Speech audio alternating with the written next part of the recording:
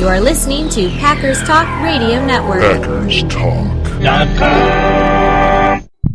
Eddie Lacy, Mike Daniels, Gilbert Brown, Don Barclay, Micah Hyde, your Green Bay Packers, yesterday's legends and today's superstars.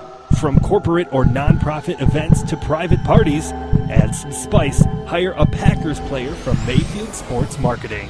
For details, just go to PackersTalk.com and click on Player Appearances. Are you looking for some signed Packer memorabilia? Look no further than Waukesha Sports Card. If a Green Bay Packer can sign it, Waukesha Sports Cards has it. Check our website for upcoming Packer player and legend signings. Go to WaukeshaSportsCards.com. So we was talking to the commissioner the other day, and he said, "How you doing, sir? What can I do for you? And I told him I need you to bring back something. Football back. We in the crowd screaming out, football back. It's kickoff time.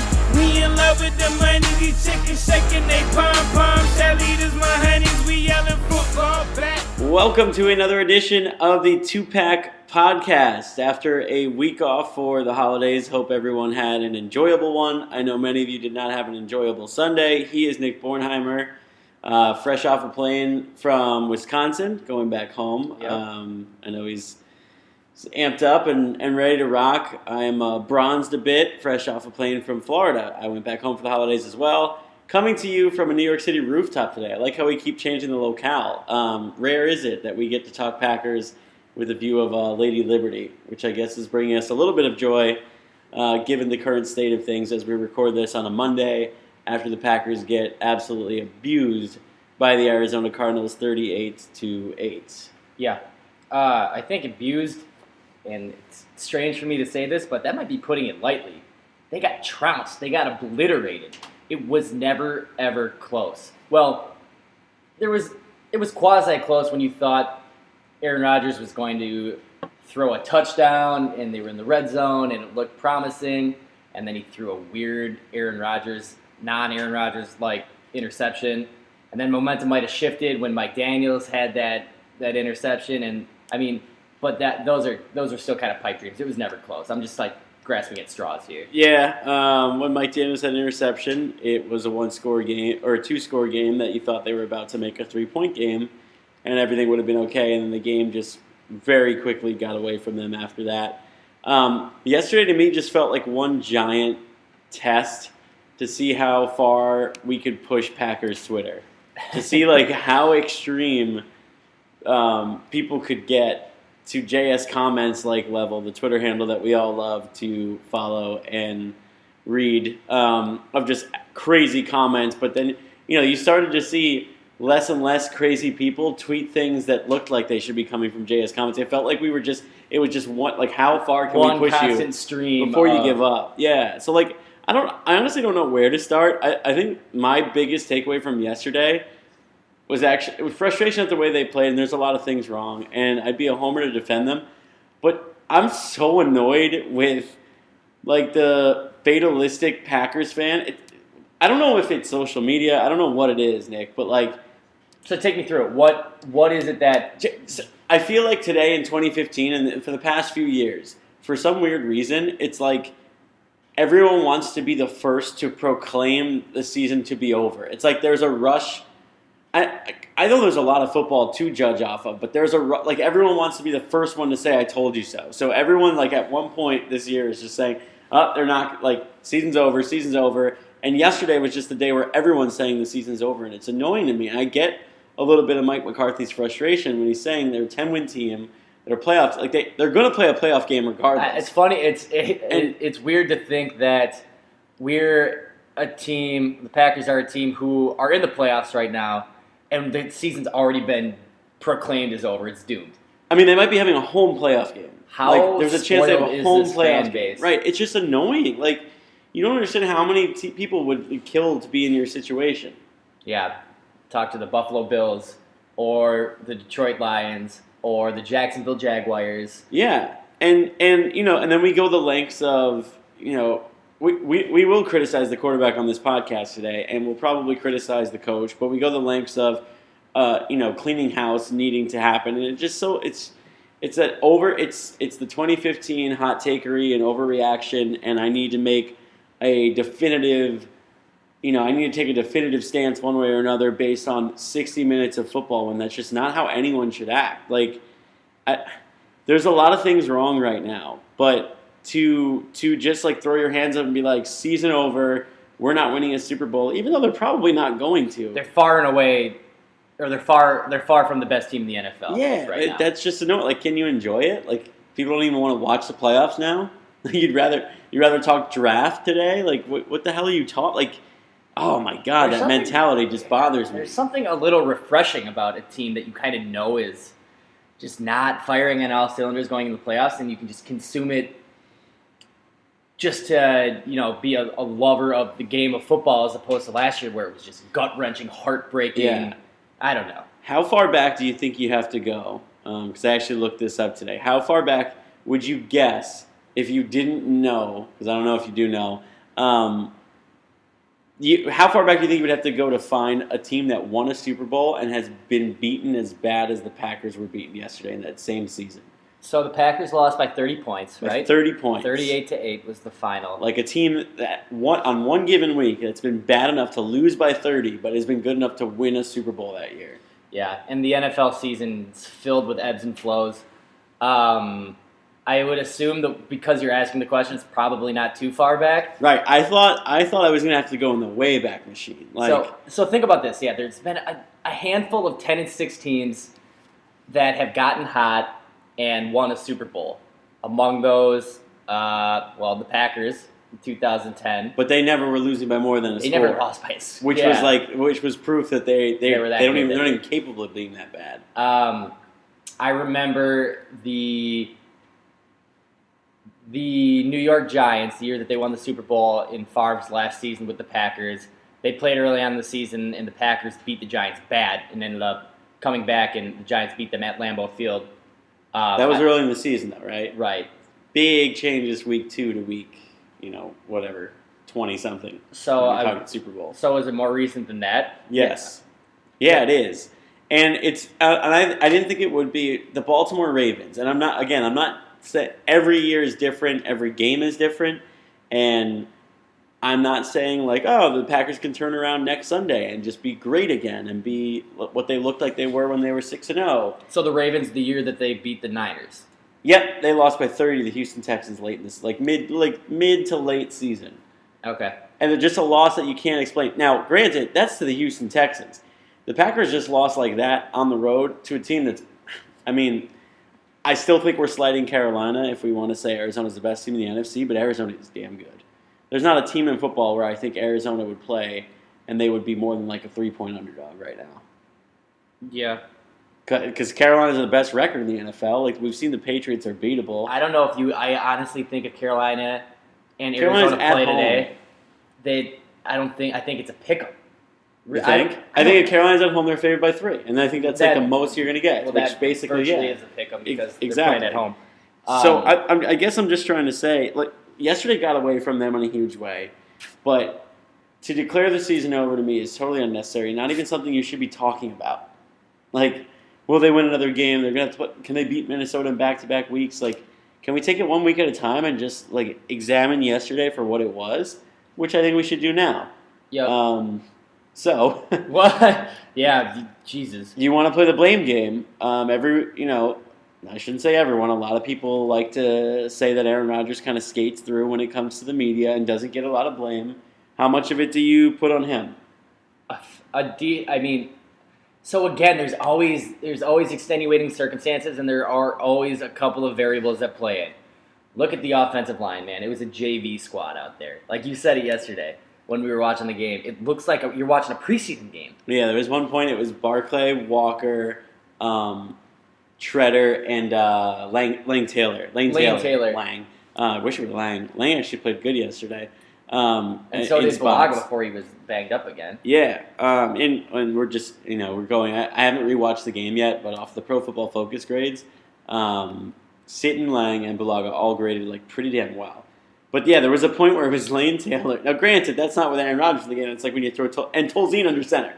So it literally was like a preseason game. Yeah, like a week 4 preseason game. Like not even anything to like get a good measure of your team. But when Josh Walker and Don Barclay are your starting tackles, and Aaron Rodgers is getting a millisecond to throw the ball, it is tough to say, okay, like he played poorly and it's his fault and his fault alone. But you keep bringing up Pro Football Focus. He did not score well yesterday on Pro Football Focus. No, it was his lowest grade since his first year as a starter. Was actually lower than any other player on their offense, I believe. Which is bad saying something. James Starks fumbled and and Barclay and Walker got demolished all game. I guess did Rodgers fumble twice? 3 times. Yeah, three fumbles and an interception. interception. And an interception. A terrible completion percentage, a terrible passer rating. 4 turnovers in the game total, right? Yeah. And they recovered They recovered one of his fumbles. Exactly, because the Starks fumble, so that's where the other fumble would come into play. It all meshes together because at that point it was over. You were watching and just like fatalistically like, well, what is going to happen here? All of which basically almost, if not directly, led to 2 points. So I think Rodgers deserves a good amount of the blame. I don't think he's absolving himself of the blame, but I also think to put it squarely on him is unfair. And I'm saying that while also not giving him all the credit, because we like to do this with quarterbacks. What we like to do is we like to give the quarterback and the coach all the credit, and oftentimes give the quarterback and the coach all the blame. I don't want to do that either way. Like I'm not going to do that when they're winning by a lot, and I'm not going to do it when they're losing by a lot. Granted, the interception, terrible. Like that's a throw that he usually never makes.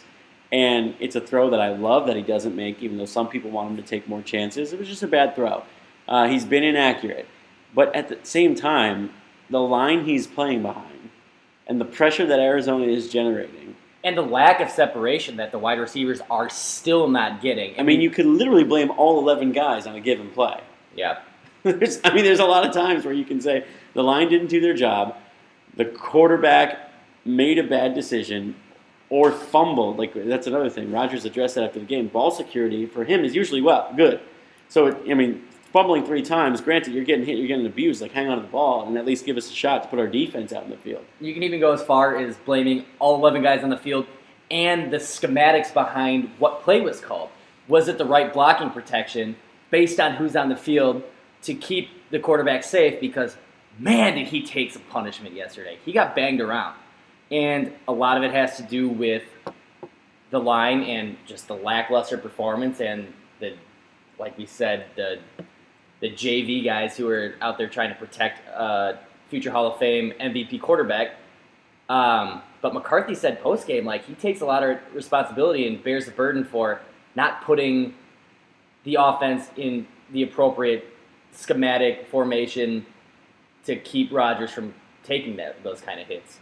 Again, he put a lot of the blame on the line, and well, he never really places blame anywhere, but he kind of in his McCarthy-esque deflection type of way. It was, hey, like it's on me when we don't play well. It's the coach's fault.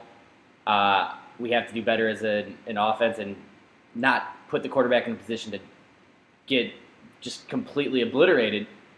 But it all comes down to a number of different things, and that's why you say, like, okay, well, it's easy to assign the blame to Aaron Rodgers and Mike McCarthy when everything's going bad, and it's easy to give them all the praise when everything is going extraordinary. And it's just so many different things that have compounded into what's not been a very, very efficient, good season, especially on the offensive side of the ball. Okay, a couple other things I saw yesterday.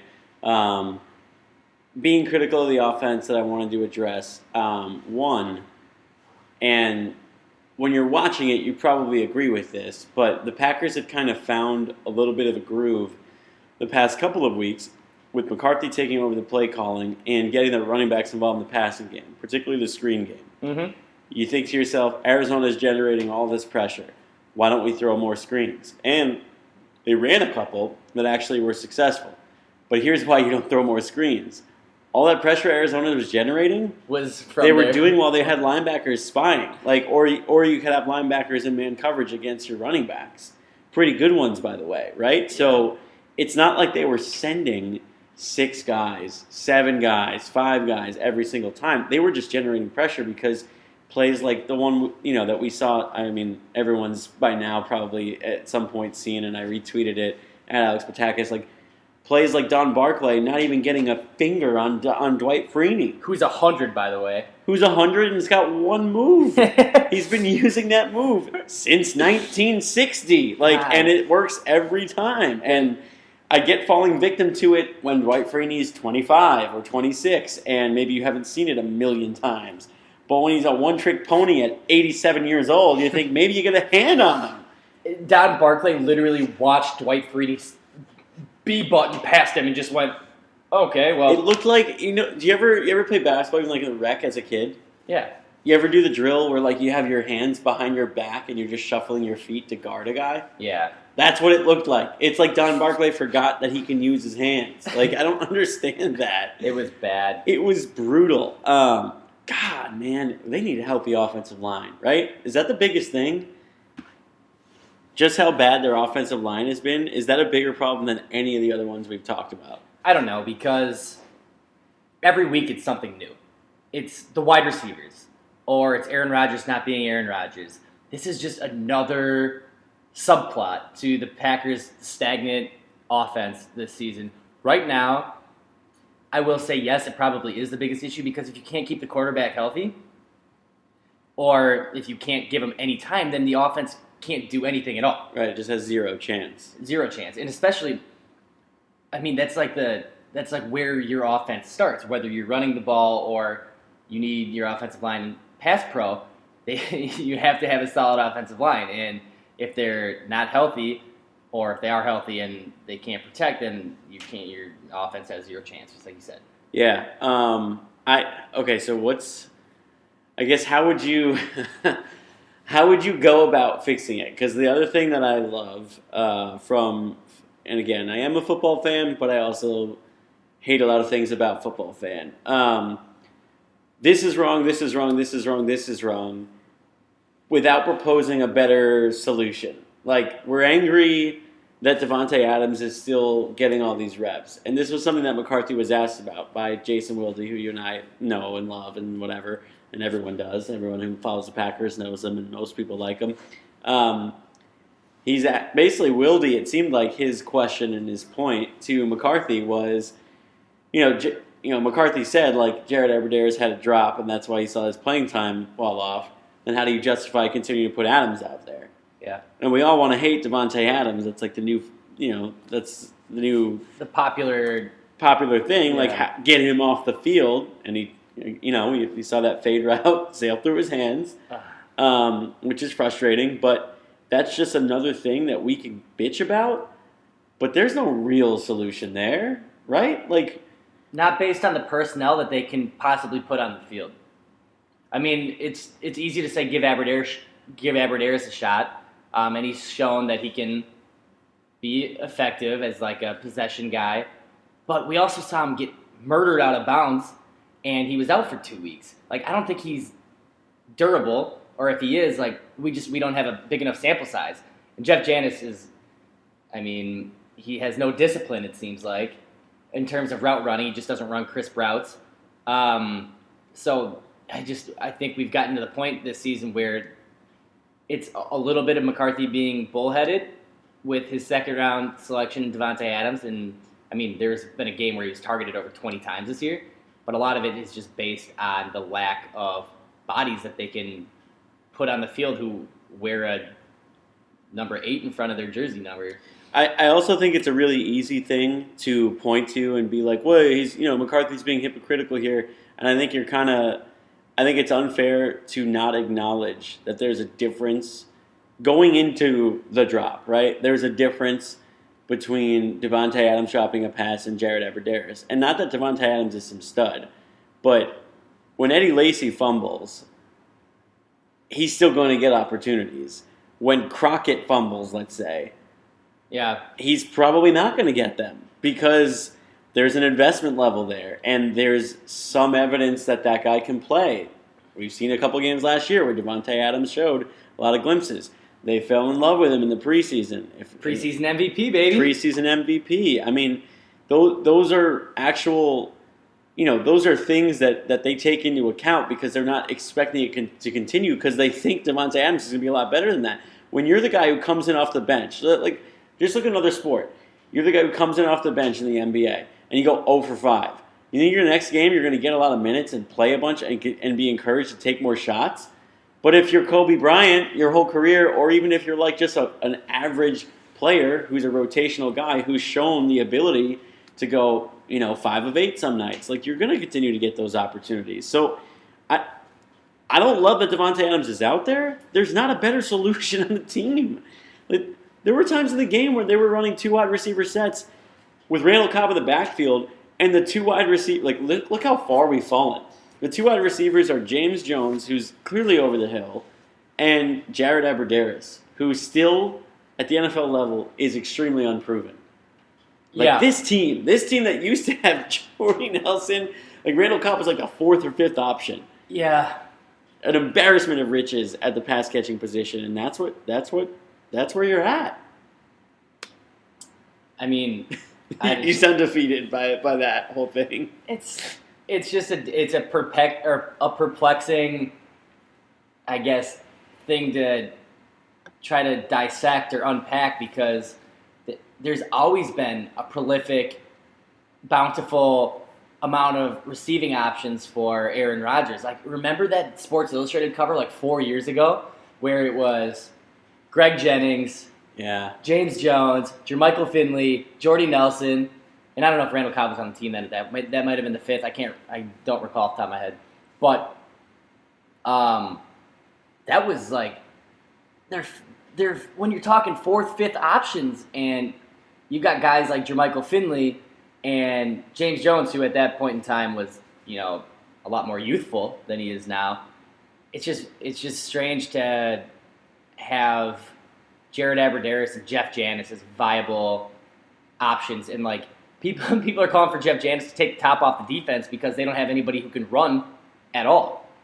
They have nobody who can hit you with that play action, shot play, get outside the pocket, and just like go streak downfield. They've got Randall Cobb, who demands a ton of attention, and then everybody else. And running backs who, like you mentioned, the screen game, but James Starks can't hold on to the ball. He's fumbled 4 times in the last 4 games, and we watched his, and I think we're going to watch his playing time diminish a little bit as well. But Eddie Lacy he's been very inconsistent this year too. The offense is in shambles, right? Like, I just talked myself into a weird circle because I don't know. I'm trying to find a silver lining and it doesn't exist. I think this is just like, this is what the Cardinals have done to the Packers. We're so all over the place because we're talking about a million different problems that were all even further exposed. There's no way to talk about just one big thing because there is no one big thing. It's a lot of little things, and that it kind of sucks. But like I said, I also, the rush to judgment.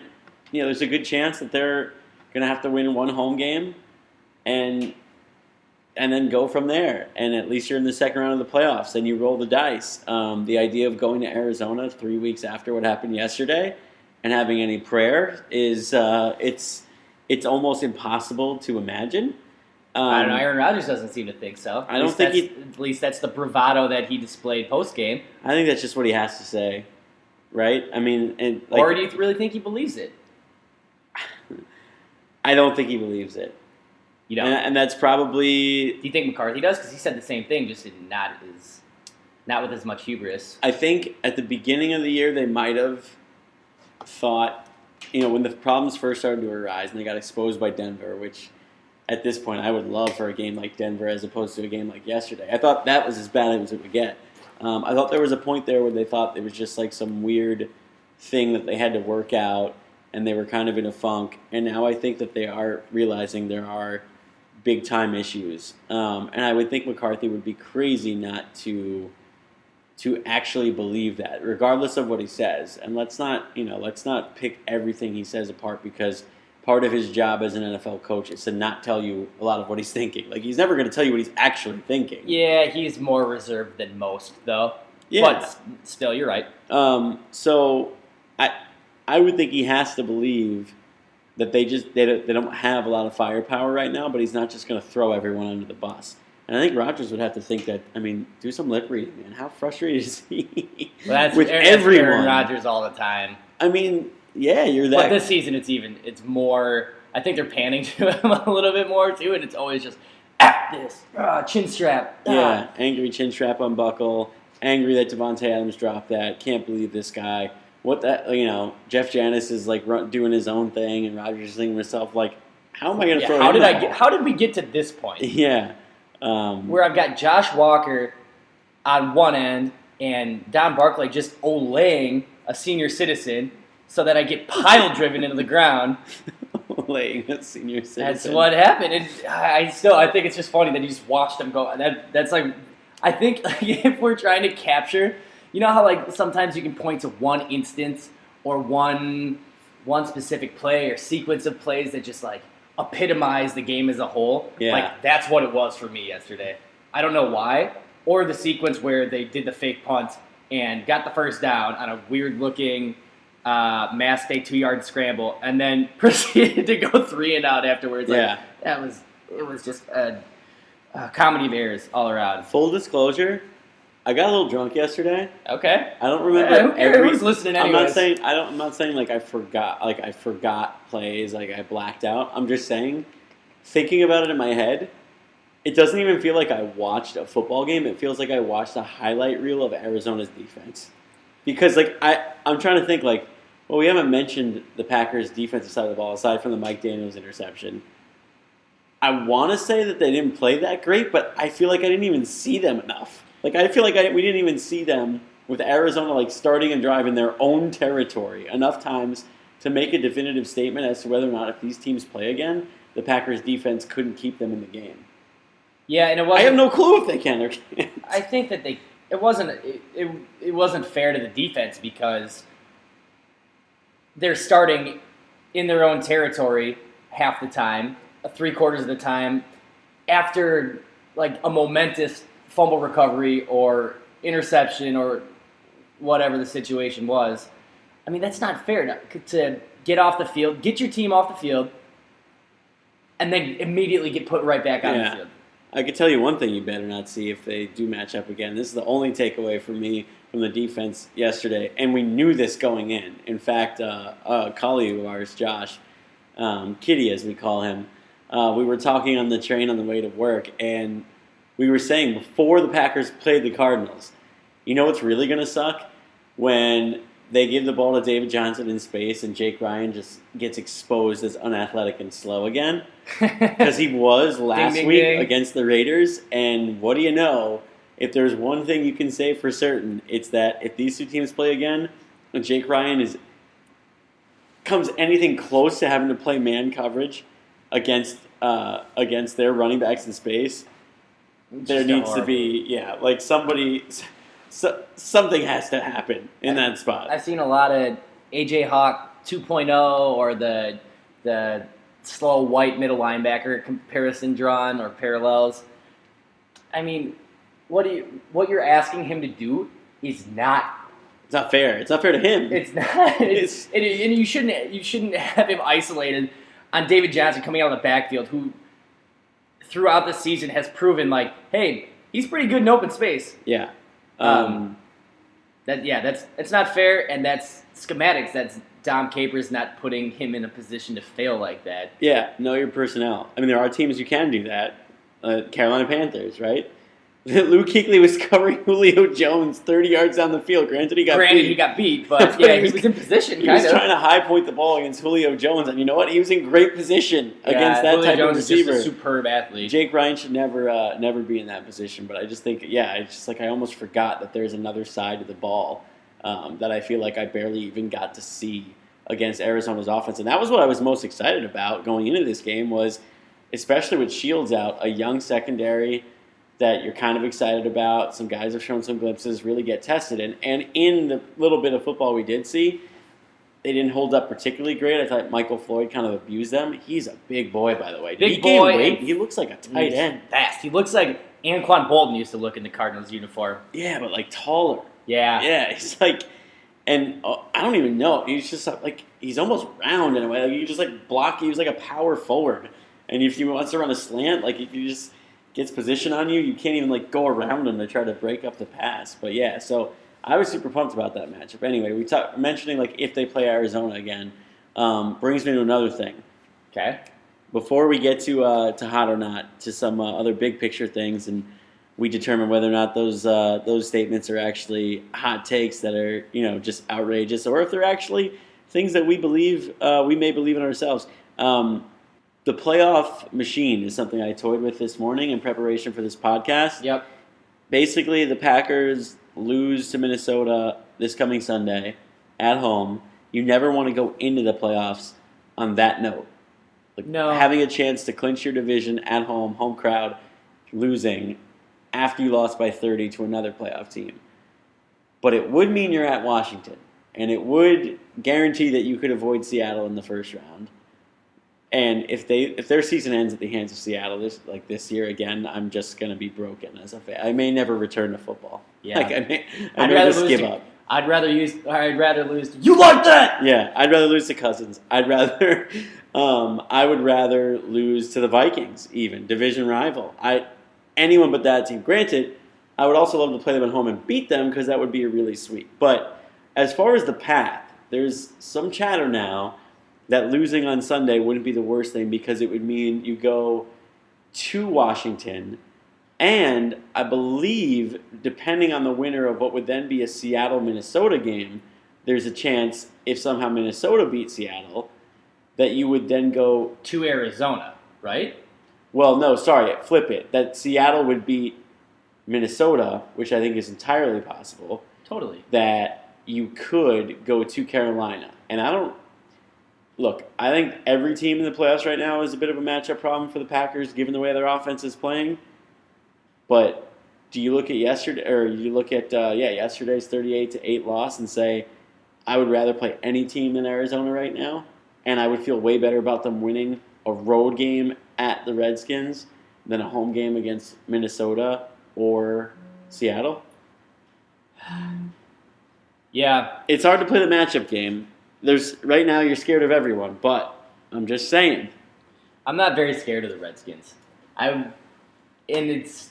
You don't want to go into the playoffs on a somber note like that, just like you mentioned.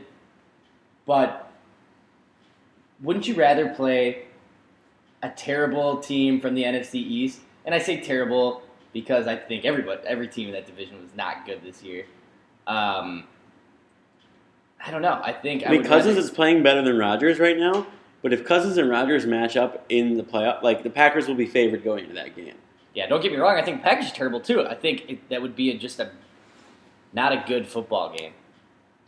Just not. Two undeserving teams, right? The Packers are deserving given their record and their entire body of work this season. This is me becoming more and more downtrodden, and we just got done saying they're still 10-5 team. They're still in the playoffs.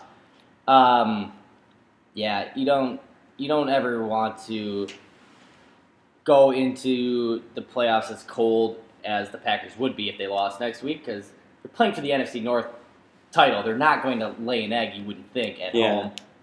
I think the moment we start to even discuss this is basically an admission that we don't think that they can win this. That they have no chance, right? Like the moment that you even start to question, well, it's slightly easier if we have to go through Washington, then you just give up. Because last year going into the postseason, everyone was like, bring on Seattle. Yeah. I'll go to the link, bring it, we're going to dominate them. And they did for, 3 3/4 of a quarter. But it's a weird place to be in, to be like, we could get one playoff win if we go to Washington as opposed to having to host Seattle. Yeah, when you start doing the matchup game, you're like, well, it might be a little bit better if we get to lose this game, but then play this game, and then you still have to go through everybody. Yeah, right? At some point you're going to have to play Carolina, Arizona, maybe Seattle, just to get there, because you don't even have a bye now. That's the one thing we do know. So you kind of just got to buck up. And like I said, I'm just gonna enjoy it. I'm not gonna sit there and go into the game thinking like, oh, this sucks to have to sit there and just watch them get their doors blown off them. I'm gonna go into it thinking, you know what, like I get to watch playoff football. I get one more Sunday than a lot of other teams before I have to like find other things to do on that day. That's the mature, grounded approach, in my opinion. Alex, I'm a little proud of you for saying that. Even Are you really? I don't know if I believe it. Okay.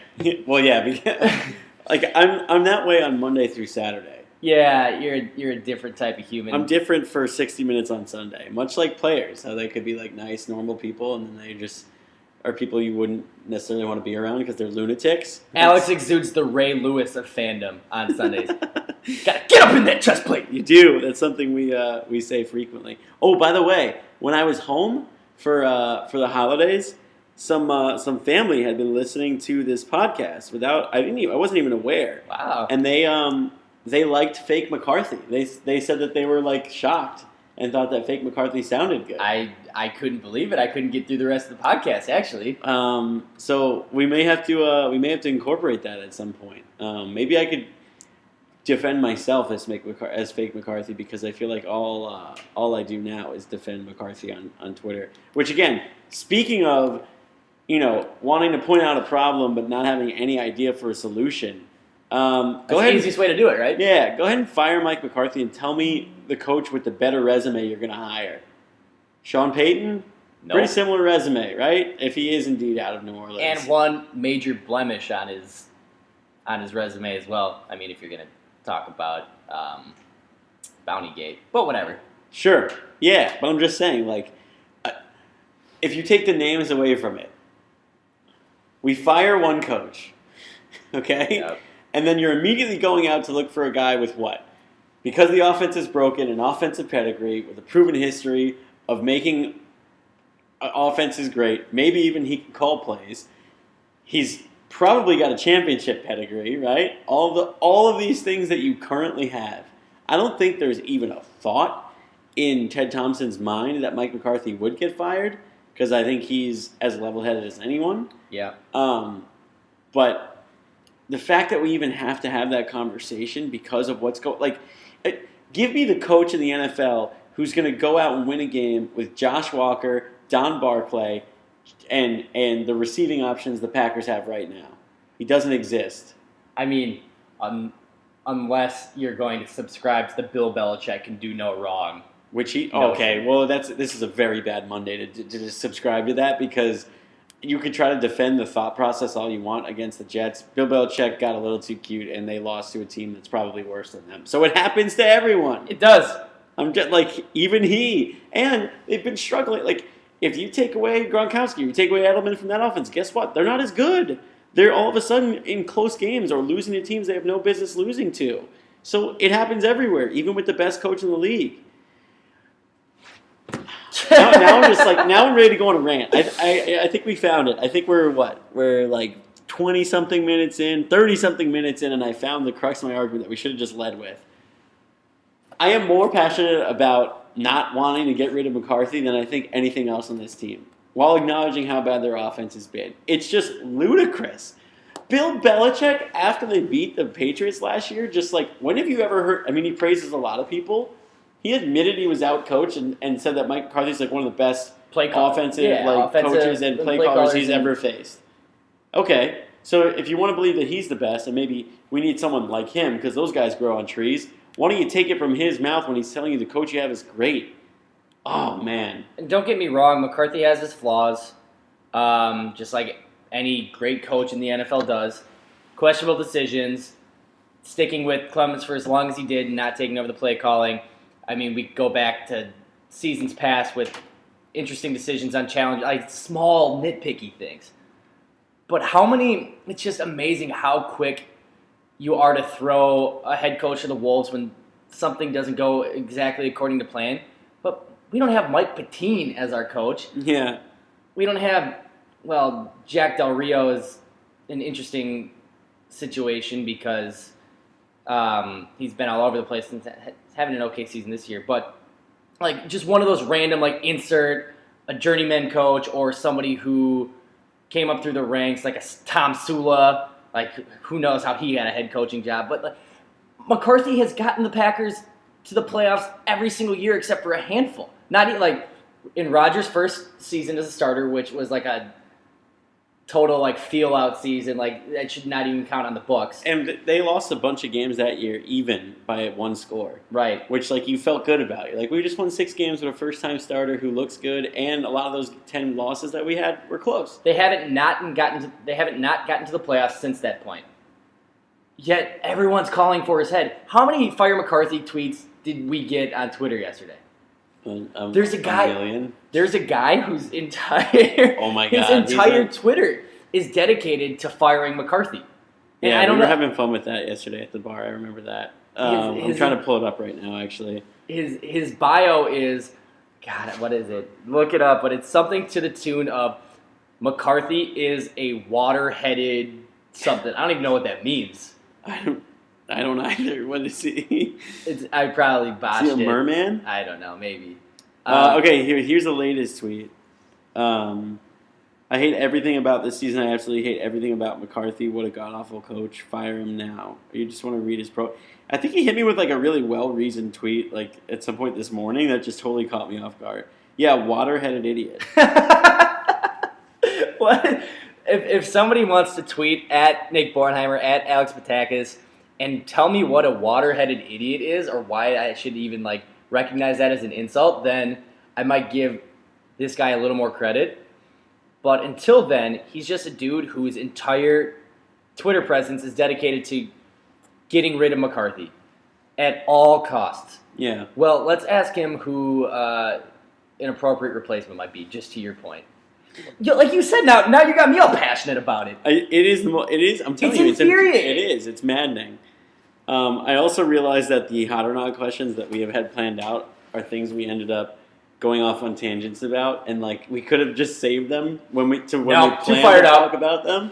So I might have to wing it and come up with some of my own. It's kind of better that way, anyways, isn't it? But yes, indeed. All right, so I need the little tick timer, and I need the halal guy in the corner saying some weird stuff that we could barely hear. Know what halal is? Just out of curiosity. Not many. Okay. I don't know. You were just there. Yeah. Did it come up with anyone? It didn't, believe it or not. Just like meat on the street kind of stuff. Right. You know, just the dirty street meat. The weird. We live in an expensive city, and New York City is a beautiful place, but it's one of the few places it's acceptable to just get questionable meat from a street cart, like for like $4, when there's like amazing restaurant options all around you. Yeah, we're a couple poor kids. You gotta do what you gotta do. That's true. Okay, so hot or not, I'm gonna throw them out. We're gonna debate whether or not these are hot, lukewarm, face melting hot, whatever phrases we said last week. The first time we did something like this.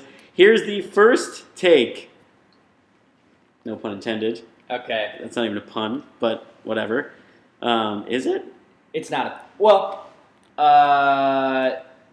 Yes, it is. Okay. The first take, hot or not, the Packers will be lucky to make it past the wild card game. That's not a hot. It's not. It's right? not a hot take. Not a hot take. No, because they're going to be favored going into that game. No matter which way you skin it, right? They're either going to be the three. If they're the road team at Washington, I think they're definitely favored. If they're the home, well, yeah, because the only way they'd be the home team is if they had beaten Minnesota. And then they play Minnesota. They'd play them in back-to-back weeks. Yeah. I think. Or could they... Yeah, because no you're matter what... right. You're the one who was going playoff machine. No. If they win... if they win, there's still a possibility they play Seattle at home. Because Seattle could lose to Arizona. And then... I don't know how it breaks down. Minnesota would be a higher wild card when the Packers would then be the 3 seed. They can only be the 3 or the 5. They're never going to be the 4. So basically what happens is if Seattle is the higher ranked wild card or the lower ranked wild card than Minnesota, which can happen if Seattle loses to Arizona, it's actually probable, right? I don't know if Arizona's going to be playing for a lot, but if Arizona beats Seattle and the Packers win, Minnesota goes to Washington and Seattle comes to Green Bay. Yep. Which that one I still think the Packers are favored in, because it would mean So that would be the matchup where it would be. That's the one matchup that I don't feel very good That might be a about. pick'em. Yeah. That might be a pick'em. Given until Seattle did not play well yesterday, though. Right. Until then, God, it's hard, man. So, well, to answer your I don't question, think they're going to be an underdog regardless. to answer your actually. question, it's not a hot take because Yeah. they should win that first round game. I agree. I'm with you on that. We don't even have to spend that much time on that one. All right, hot or not? Not necessarily Mike McCarthy, but there are jobs at stake the next 2 weeks for the Green Bay Packers. No, again, that's not a hot take. Of course there are. There's always a job at stake. We should specify. You're talking on the coaching staff? Yeah, obviously guys are always playing for their job. We put our best 11 on the field at all times, whatever. I'm saying coaching changes. If this season ends in a dumpster fire and they lose to Minnesota and then they lose again. Yeah, that's tougher because McCarthy's not going anywhere. Ron Zook's probably not going anywhere. They already made their special teams change last year, and quite frankly, special teams has been okay, right? Yeah. They haven't been that bad. How about the Mastay fake punt yesterday? Another thing I forgot about because all I keep thinking about is Aaron Rodgers getting hit and fumbling and then promptly just punting it away anyways. Oh my God, how maddening is that? There should be a rule. It should be if you fake a punt, you have to go for it on fourth down the rest of the drive. Challenges. If you run out of challenges, that's a great rule. You're giving up your right to then challenge again. If you go for it on fourth down on that drive, you're giving up your right to ever punt the football. That drive is either ending in a turnover on downs, an actual turnover, or a score for you. Yep. That's the only option. I think we should pioneer that initiative. You shouldn't even be able. If you do it more than once, you can't kick a field goal. You can't even kick a field goal on that drive. Yes, all of that. How do we get? We work on Park Avenue. Can we just take a 20-block ride up to Goodell's office? And I'm sure he'll be receptive to us. I'm sure he's got time to listen to us. Yeah. Yeah. And by the way, the whole concussion thing. Well, that's a different story. Yeah. Don't worry about the movie that calls you out by name in its trailer. That is being. Yeah, I didn't peg Goodell as a Luke Wilson guy. By the way, never in a million years. I mean, I can't think of a better actor right now. Just like you can't think of a better head coach right now. I've got one. I don't know the actor's name, but Harvey Dent. That's a great Roger Goodell. Oh, he would be And that just came to me. I don't know his name either. He would be a really good one. I'm gonna try to. I'm gonna pull up his name while bringing you back to the point. What was it? So you don't think it's a hot take that jobs are at stake? Okay. I don't think Zook's job's at stake. No. I was just going through the coaching carousel. So it's interesting because Clements is the weird outlier. Right. That's what I was gonna say. Does he still have a position? Because Edgar Bennett is now the offensive coordinator. And Clements is the assistant head or the associate head coach, whatever the Aaron Eckert. He would be an outstanding Roger Goodell. Right? Yep. I think we should also tell Roger about that as well, or Will Smith or somebody who directed that movie. I haven't seen it. Is it good? Who knows? I don't know. I have a million movies to see. Most people do that over the holidays. I didn't see a single one. So the disarray that the Packers are in has also put us in such an extreme disarray that we are all over the place. My sleep cycle is a total wreck. I get really tired at 1 p.m. every day now because I haven't had a full night's sleep. We have not maintained a consistent thought on this pod. The 2-Pack Podcast, ladies and gentlemen, it's usually better than this. We're all over. But anyways. That's our slogan. 2-Pack Podcast. We're usually better. Okay, so I don't think it's a hot take because Clements is the one. I think he's gone. He might have, barring the season ending unexpectedly well, he's gone. Right. How do you go back from that? How do you come back from being given those responsibilities and being stripped of them, and now you're sitting there with a BS made up title people who call plays have, sitting upstairs, and who knows, McCarthy after the play call or after the switch in paradigm was made. It was, it used to be where he was calling plays and I was checking on things. Now, I'm calling plays, and he's checking on things. What is Clemens really checking on? McCarthy just has the reins right now. Yeah, checking how covered every receiver is. Yeah, like you're doing a good job of that, yeah. Well, Mike, they're still all covered. If I could get paid what he's getting paid to just tell you every play, yep. Looks like he had nowhere to go. Good thing he took a sack. Then I would be pretty happy. But, so he's in a situation now, like, there are some guys with that title who are obviously the play callers. Even defense. I think, doesn't Dick LeBeau have that same title? Like, associate head coach - defense or whatever, where he's not the defensive coordinator, but he is calling the plays. I'm pretty sure he does have that. And I think there are guys like that, but I think Clemens is just in no man's land. And at the same time, it kind of sucks because there's been all these years where his value was sky high, where you thought maybe he leaves the organization for a promotion, and they basically prevented that from happening by giving him this promotion. But now, like, I don't know. I mean, he's going to get a job somewhere, but yeah, I don't know how maybe how sought after maybe he's going to be. Joe Philbin can collaborate on something. So what probably ends up happening is McCarthy continues to call the plays. They promote Alex Van Pelt to offensive coordinator because Rodgers loves him, and he could be the offensive coordinator / quarterback. So what happens to Edgar Bennett? And then I think Bennett should go back to honestly, like I don't know if he'll view it as a demotion or whatever, because I still don't know what he's doing as an offensive coordinator on a team whose head coach calls the plays, and even when the head coach didn't, the other guy who doesn't have a made-up title did. But I would go put him back as the receivers coach, because I was actually reading Pete Doherty of the Green Bay Press-Gazette's column on this. He's been writing some really good opinion stuff. I mean, of course, he's always been really good, but the past few weeks, and one of those things, God, we should have talked about this earlier too. We are just a wreck. But he was saying, like, if you want to, like, just, again, this is kind of like we're guessing here, and he even says that in the thing. Like, there's no way to actually know how big of an impact this has.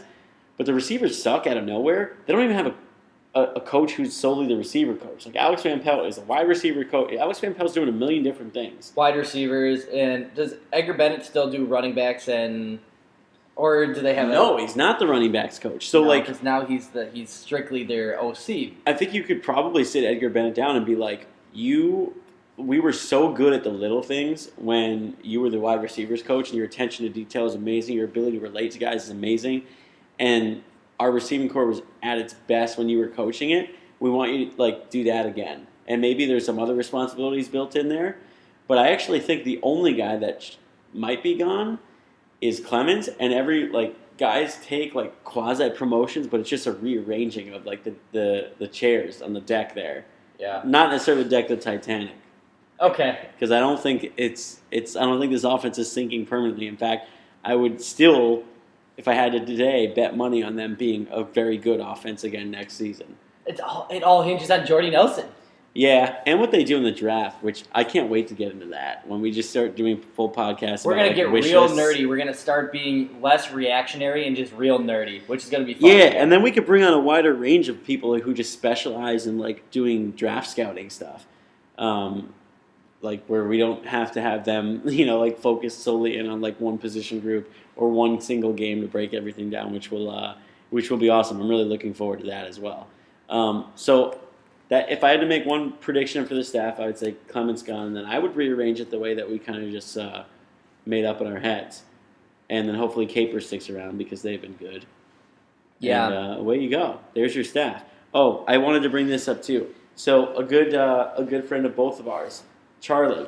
Yep. He and I had a back and forth on Twitter, and I thought that he brought up something that I had never actually taken time to think about. And I don't really think it's talked about that often, but it's a pretty unique take, and I wanted to bring it up on the podcast.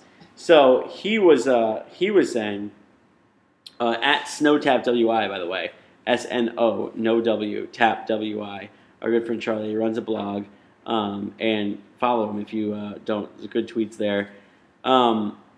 He was saying that just the very presence of Tom Clements probably contributes to the rift between Rodgers and McCarthy, if in fact that is something that exists, and none of us know the specifics on this. Only real insiders, whatever, know the specifics on this. But if you think about Rodgers and like how he sounded frustrated when McCarthy took the play calling back, and he said it was all about execution, had nothing to do with the play calling. It kind of seemed like he was defending Clements a little bit. Yeah. He's talked on his own a million times about how much Clements has meant to him, and we kind of think he doesn't necessarily think McCarthy's a genius. Yeah. Do you think there's a chance that, like, you know what I mean? Yeah, like, Clements being yeah. gone would almost force them to have a better relationship because it's like Rodgers doesn't have someone else's side to take or someone else to give more credit to than the head guy. I think Clements being there in the coaching room and just part of the organization still, like, is kind of just keeps a cloud over the season altogether in a strange way because it's just a failed project. Having him try to take over play calling, and it didn't happen the way that, obviously McCarthy and staff hoped that it would. And now it's, like you said, it's like he's in a strange purgatory. I think this sounds, I don't know exactly how this sounds, but maybe the Aaron Rodgers, Mike McCarthy relationship it's never going to be great. It could be good. I think it's never going to be really, really great because they just are not going to ever see eye to eye on things. All the way together. I'll still never fully understand it. Like, Am I wrong, though? No, I don't think you're wrong. I'll just never fully understand where, like, the frustration begins. I think when you're having so much success. And granted, one Super Bowl in this time frame, as great of a player as Aaron Rodgers is, it's not as much success as you'd probably hope for. But I'm just saying, like, it's not like, there's only one season, his first year as a starter, that they haven't made the postseason. They don't have that letdown year that even some great quarterbacks have one year and then they're back at it the next. They never even have that. Like, they're always in the conversation. So It's still puzzling to me how it ever got to be a thing. Yeah, so I think that Clemens will be gone, and I don't think it's going to necessarily bolster I think it's easy to masquerade the poor relationship when your team's playing well because, like you said, success can bury a lot of underlying issues because when you're winning, you don't dig as deep to find what could be the root of an issue because you're winning, and that's like what happened the first 6 weeks of the season. It was a bad football team who just kept winning. And even, like, you could see them starting to be on the descent a little bit, especially in that the Chargers game before the bye. The Chargers are not good. We've seen that this season. And Packers almost lost to the Chargers at home. Yeah, which potentially should have lost to the Chargers at home. Gave up 500 yards in the air. I thought that one was in... Was it in San Diego? Yeah, that one was in San Diego. Because our boy made the play on the final. That was in San Diego because there's a bunch of Packers fans there and stuff, weren't there? Well, regardless of where it was. Yeah. Still a would-be terrible loss. Yeah, it was in San Diego. You're right. But right. So I think that he'll be gone, and that might be a hot take right there. That it's going to, like, magically, like, cure the relationship between Mike McCarthy and Aaron Rodgers. Sure, could be hot, but I thought it interesting. Yeah, to think about. I don't hate analyzing it from that perspective. Yeah. All right. So on a week where, like, really good people at what they do are on vacation, and I'm sitting here looking to download, like, podcasts that I normally listen to. Of even radio shows and on the train ride, and no one's actually working. I think we did a really good job of, like, lowering our own standard. This is a good week to do it, though. Right, it's a throwaway week for many. It's a mail-in week for many. It's a hungover / I'm ready to get this over with and go continue partying week for many. So we were just trying to fit the form, and I also think that this is just like what Arizona brought us to. We're just just totally discombobulated, sitting here scratching our heads like, what do you even do with It's that? almost a little fitting that we would follow a performance like that with a performance like that we brought forth today. Just all over the place, but there's just too much. But no, we will I think we'll probably be back, probably with some good analysis from other guests that we like to bring on the podcast again next week. So keep it locked. Thanks again, Packers Talk Net, for giving us the platform to be able to talk about the team that we love. At Nick Bornheimer on Twitter, at Alex Patakis on Twitter. We've got a playoff preview podcast next week. You like that alliteration right there? I do. The PPP, the triple P. Wait, no. Speaking of P's, we didn't even do quick prediction. Are they going to win or are they going to lose? Home, division on the line, all the marbles. I pick them to win every week for some reason. Actually, I would not have picked them last week if we hadn't done the podcast. Me neither. I do think that they win, and I think that they end up playing Seattle probably. Okay, Right? and then we can deal with that game later. I don't even want to get into that. Yeah, I think that they win at home against the Vikings because both teams. I mean, they're playing for the North, and that just seems like one that the Vikings would squander. I think. Bad reasoning, but I'm with you. Oh no, I just terrible reasoning, but I'm with you. Also, the last time they beat the Vikings this season was when things looked really, really bad, and you thought there's no way they look great, and it got back to broken plays and just Rodgers making one or two throws. It hinges on the offensive line. How healthy are they going to be? Yeah, is Rodgers going to have any time at all? And there's another team in this matchup, not named the Green Bay Packers, whose offensive line really struggles. And we saw some olays from Khalil when the Packers started sending pressure and they got home to Bridgewater. And I've seen this defense on certain games at home just tee off on guys. Remember what they did to Sam Bradford? Remember how it seemed like he wasn't going to make it out of that game alive? Or no, I'm thinking of Nick Foles. Nick Foles. they swapped quarterbacks. Yeah, exactly. I'll give you a pass on that. Just made it almost you might as well punt on third down to save your quarterback getting just hit right in his chin on third down, which was happening. The punt on third down, at ESPN BD approach. Exactly. Just catch them by surprise, man. I think there's a chance to see a little bit of that with the Packers defense, and at home, defense keeps them in it, allows them to actually establish a run, which Mike McCarthy loves doing, and I think they end up winning the division. And as bad as this season has been, 11-5, another division championship. You can still get that. You can still get that 2015 NFC North championship hat. That's right. You can still rock that one. No one will question you. Awesome. All right, that'll do it. Two-Pack Podcast. Two of us talking Packers. We'll catch you next week.